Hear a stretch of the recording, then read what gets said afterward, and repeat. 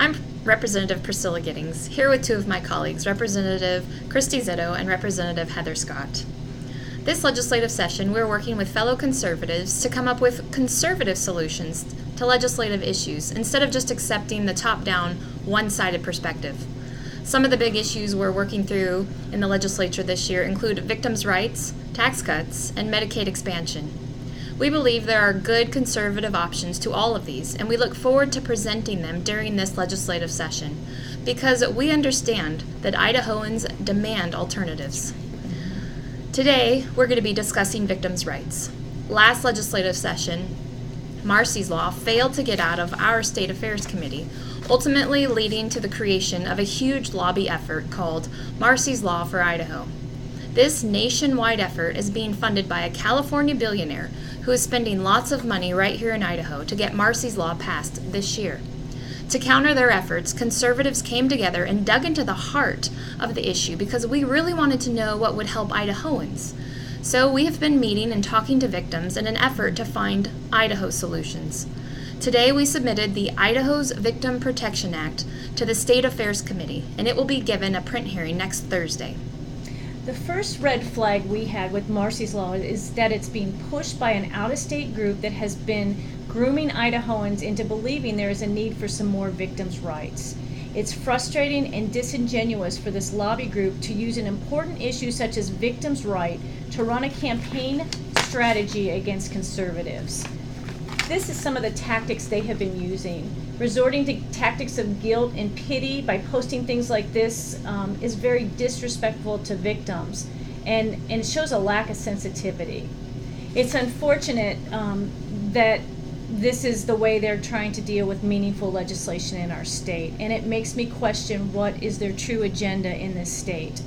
All three of us wholeheartedly support victims, but the hidden details of this Marsy's Law were just too much. This was a proposed constitutional amendment, and it would afford people who make false accusations major rights, including possible financial gain. And it also was going to eliminate some people's due process. And they tried also to give rights to businesses and corporations. If last year's bill would have passed, it would have ended up costing taxpayers $500,000 every year, ultimately growing our government. Another huge red flag, and this just recently happened, is Montana and South Dakota, who have recently passed Marsy's Law, are now trying to reverse it and repeal it because of the unintended consequences, and they found out parts of it are unconstitutional. Alternatively, our Idaho Victim Protection Act would just update current law instead of requiring a constitutional change.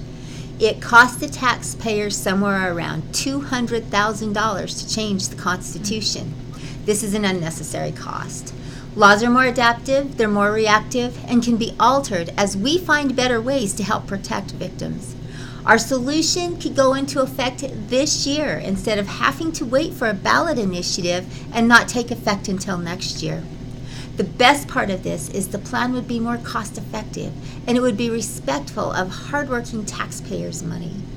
We made a simple chart for you to be able to decipher the primary differences between the two proposals.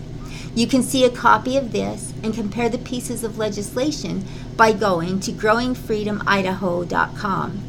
We also submitted a press release with all of this information that you should be able to find through conservative news outlets. We really hope that you will support us as we try to fight for Idaho solutions. This is Idaho law created for Idahoans by Idahoans. Not California billionaires. Thank you. Thanks.